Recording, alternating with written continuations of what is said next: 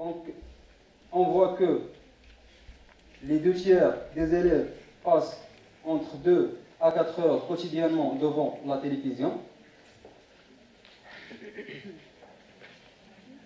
Donc, pour l'utilisation quotidienne de l'ordinateur, donc la figure montre que chez les élèves passent entre 2 à 4 heures devant leur ordinateur. Concernant la durée de sommeil, donc la majorité des élèves dort entre 6 à 8 heures quotidiennement.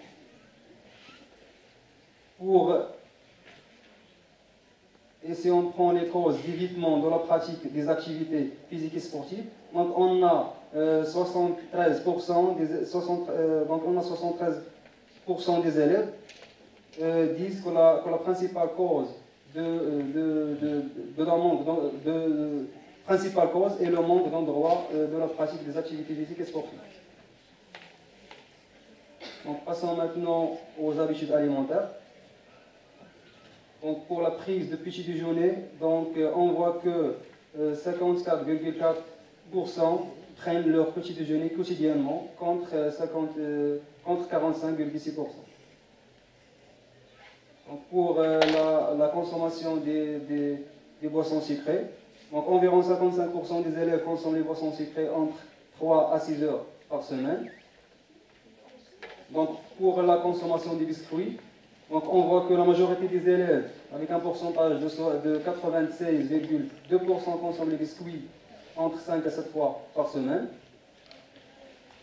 Pour la fréquence de consommation des fruits, donc seulement 34,1% des adolescents consomment les fruits entre 4 à 6 fois au cours de la semaine.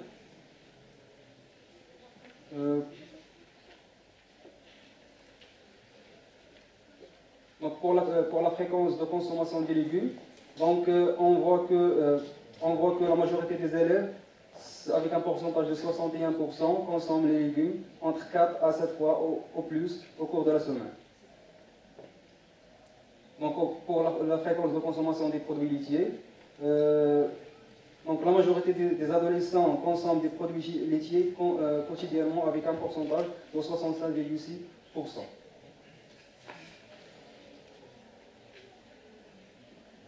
Donc pour la fréquence des consommations des fast-foods, on a seulement 12,6% des adolescents qui consomment les fast-foods deux fois par semaine et 97% ne consomment plus de boissons énergétiques. Donc pour la fréquence de consommation des frites, donc environ 82% des adolescents consomment les frites entre 2 à 3 fois par semaine. Donc maintenant on va passer à la discussion. Commençons par les points négatifs. Donc le présent travail a donné un rapport sur la prévalence des comportements sédentaires et les habitudes alimentaires sur une population d'adolescents marocains scolarisés de la ville de Jazza, âgés entre 2 ans et 19 ans. Donc les résultats donnent des épreuves sur la haute prévalence des comportements sédentaires. Donc tous les élèves, tous les participants ont dépensé entre 2 à 4 heures devant la télévision et 66,7% dépensent entre 2 à 4 heures aussi devant leur ordinateur. Donc pour les mauvaises habitudes alimentaires, ils ont également été largement trouvés chez les deux sexes. Donc à peu près la moitié des adolescents ne prennent pas leur petit déjeuner avec un pourcentage de 45,6%. Tous les participants consomment les biscuits donc plus de 4 fois par semaine et 64,8% parmi eux consomment les boissons sucrées. Donc avec un pourcentage de 39% des adolescents n'avaient pas un apport quotidien de fruits. Donc pour les points positifs, donc la majorité des adolescents prennent des légumes et les produits laitiers. Donc avec un pourcentage, seulement 12,6% des adolescents consomment les fast-foods 3 fois au plus par semaine et 47% ne consomment plus de poissons énergétiques. Donc tous ces résultats Donc tous ces résultats annoncent qu'il y a un besoin d'urgence de la politique nationale pour promouvoir la vie active, l'alimentation saine et aussi réduire les comportements sédentaires chez les enfants et les adolescents marocains. Bon, merci pour votre attention. D'avoir organisé cette conférence et d'avoir donné la chance de présenter nos travaux devant vous. Mon sujet comporte sur la sédentarité, le mode sédentaire et l'état nutritionnel de certains adolescents de la ville de Marrakech. Un travail qui est fait par moi-même, doctorante au laboratoire d'écologie à la faculté des sciences méliers de Marrakech. Un travail encadré par M. Mohamed Loki et co-encadré par M. Kamel Lihileli. Pour le plan de travail, je vais commencer par une introduction, l'objectif, sujet et méthode, et quelques résultats et discussions, et je vais conclure par une conclusion. Comme vous savez tous, le Maroc a connu une transition socio-économique très importante, qui se manifeste par une transition alimentaire. Par ailleurs, la vie urbaine moderne que nous menons, qui est caractérisée par la mécanisation des moyens de transport, la consommation des fast-foods, la sédentarité, les moyens audiovisuels qui ont devenu très diversifiés et le manque de sport, le manque de sommeil, ce qui favorise l'apparition de certaines habitudes qui ne sont pas idéales pour la santé des adolescents. Parmi ces habitudes, on note les maladies chroniques telles que le diabète et la prévalence du surpoids et de l'obésité. Notre objectif était d'étudier et d'évaluer l'état nutritionnel et l'état de santé de ces adolescents, ainsi évaluer l'existence entre la sédentarité et l'état de santé de ces adolescents. C'est-à-dire, est-ce que l'inactivité physique ou bien le mode de vie sédentaire, il influence l'état de santé de ces adolescents. Pour le mode de travail, on a mené une étude rétrospective sur 430 adolescents. Parmi ces, dont 206, ce sont des garçons. Pour la classe d'âge, c'est de 12 ans à 18 ans. On a travaillé premièrement par 430 adolescents. Je vais présenter les résultats de ces 430, mais on a développé le sujet, on a entamé, maintenant on a ajouté 800, c'est-à-dire on a 1200 adolescents jusqu'à maintenant pour étudier l'évolution de ces résultats, c'est-à-dire est-ce qu'ils ont changé ou bien ce sont les mêmes. On a, pour l'outil de travail, on a utilisé un questionnaire très riche, c'est-à-dire qui comporte 4 volets. L'identité, c'est-à-dire l'identité de l'enquêté, son âge, le rang de naissance, le nombre des frères, des sœurs, l'état de santé, le mode socio-économique, le niveau socio-économique et culturel des parents, c'est-à-dire la profession des parents, la profession, le niveau d'études. Le troisième volet, c'était l'état de santé et l'état nutritionnel, c'est-à-dire on a étudié l'état de santé et l'activité sportive, la sédentarité, la nutrition, le sommeil, et on a terminé par des mesures anthropométriques telles que le poids, la taille, la fréquence cardiaque et la artérielle. Pour les lieux, on a choisi premièrement un milieu urbain, c'est-à-dire on a travaillé sur 4 établissements, 2 collèges et 2 lycées. Pour les mesures, on a mesuré la taille à l'aide d'une toise. Pour le poids, c'est à l'aide d'une balance. Et pour la pression artérielle, on a choisi un tensiomètre qui nous donne la fréquence cardiaque et la tension, c'est-à-dire la valeur systolique et diastolique. On fait des mesures, 3 mesures pour faire une moyenne. Pour les analyses des résultats, on a utilisé les SPSS. Pour les résultats, pour l'état de santé, on a trouvé que la majorité des adolescents scolarisés sont inactifs, c'est-à-dire ils ne pratiquent aucune activité sportive extrascolaire, c'est-à-dire 47,60%. Parmi ces adolescents, on a trouvé que ce sont les filles qui ne pratiquent aucune activité. Comme vous voyez, c'est 92% des filles ne pratiquent aucune activité sportive, au contraire des garçons. Pour les activités extrascolaires choisies par ces adolescents, on a trouvé que le football, c'est le sport le plus préféré par les garçons. Pour ces activités, les adolescents les pratiquent, ils préfèrent en premier lieu les espaces verts. 61% des étudiants pratiquent leur sport extrascolaire dans les espaces verts, suivis par les salles. Et en troisième lieu, c'est les clubs. La raison pour laquelle on a cette hiérarchie, c'est-à-dire parfois ils disent qu'ils sont trop chers pour les clubs et pour les salles de sport. On a posé des questions sur d'autres activités extrascolaires à part le sport. On a trouvé que soit les garçons, soit les filles, ce sont des révélateurs de la surconsommation d'images. C'est-à-dire qu'ils passent plusieurs heures devant les écrans.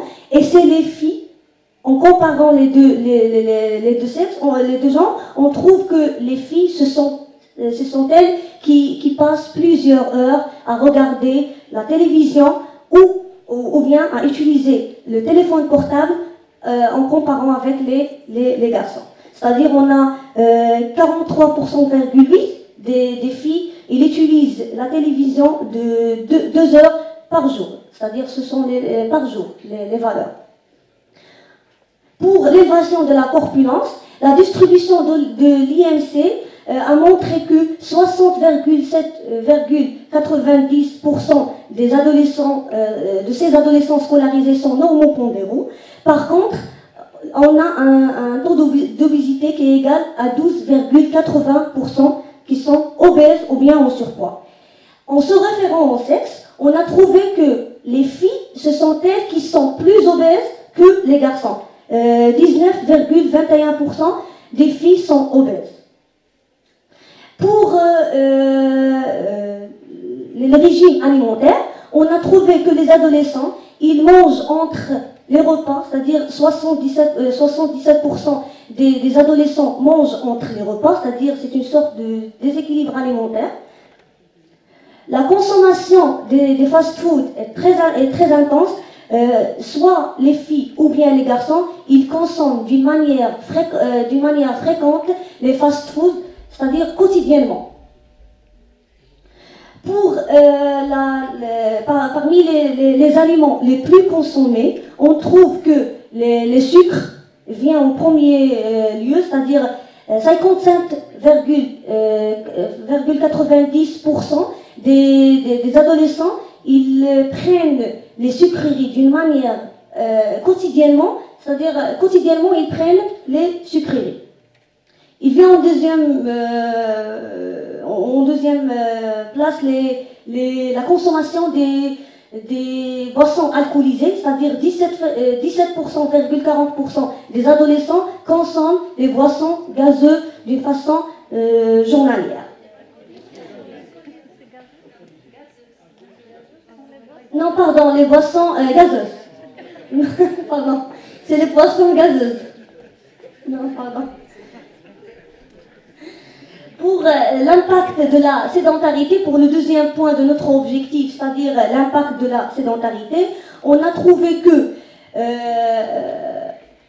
à travers l'âge, en passant de 12 ans à 18 ans, on trouve que le taux d'obésité augmente d'une façon très remarquable, c'est-à-dire significativement, surtout chez les filles. Ce résultat, il concorde avec la pratique, la sédentarité, c'est-à-dire on a trouvé que le taux d'obésité augmente avec l'âge chez les filles, c'est-à-dire on a prouvé que ils ne pratiquent aucun sport extrascolaire, ils passent des heures devant l'écran, c'est-à-dire ce sont eux qui sont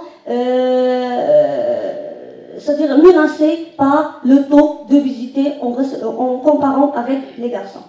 Pour le nombre d'heures à regarder à la télévision, on voit que les gens qui sont obèses ou bien en surpoids, ce sont eux qui passent des heures plusieurs heures devant les écrans. Pour l'activité physique ou bien le sport, on a trouvé que vraiment les gens qui ne pratiquent aucune activité sportive, ce sont eux qui passent leur temps libre devant les écrans.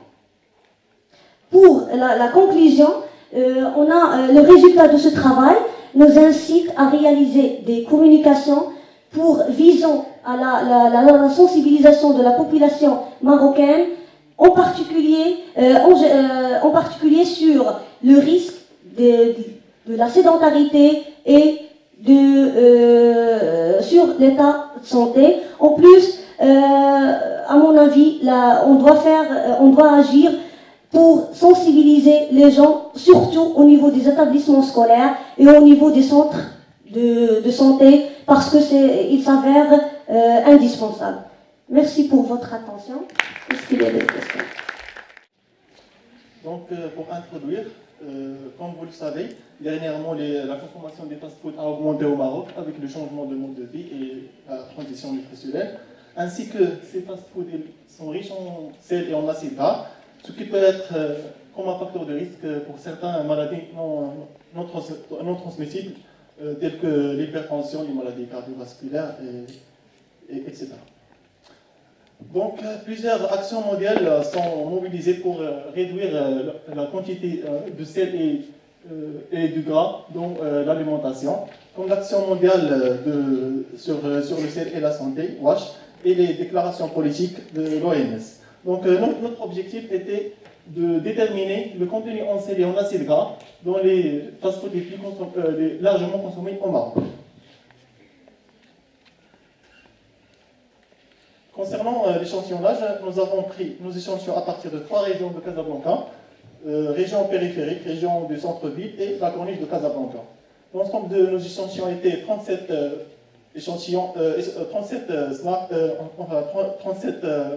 sandwichs au repas à partir des snacks et des restaurants. Donc les 6 types qu'on a choisis, c'est le sandwich de thon, sandwich de merguez ou saucisse, ou sandwich de viande hachée, sandwich d'omelette, sandwich de shawarma et la pizza.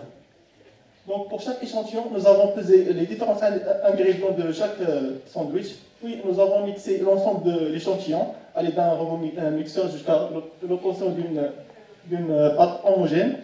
Puis nous avons conservé notre échantillon à moins 20 degrés C pour l'analyse.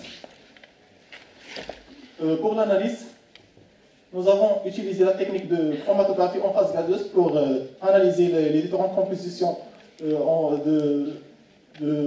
d'acides gras. Et pour l'analyse de sodium, nous avons utilisé la technique de Moore. Là, je note que l'ensemble des analyses ont été effectuées au laboratoire officiel de recherche et d'analyse chimique de WARC à Casablanca. Pour les résultats et les discussions, nous avons trouvé que le sandwich shawarma présente la quantité la plus élevée en matière grasse totale, qui est à 11,2%, 11,2 grammes pour cent. Pour l'analyse de acide gras trans, nous avons trouvé que le sandwich de saucisse présente 2,6% de acide gras trans par matière grasse totale. Et pour la comparaison entre les acides gras saturés et insaturés, nous avons trouvé que la pizza présente la quantité la plus élevée en acides gras saturés, alors qu'elle présente une quantité moins élevée en acides gras insaturés, tandis que le sandwich de thon présente la quantité la moins élevée en acides gras saturés et une grande quantité en acides gras insaturés. Donc, pour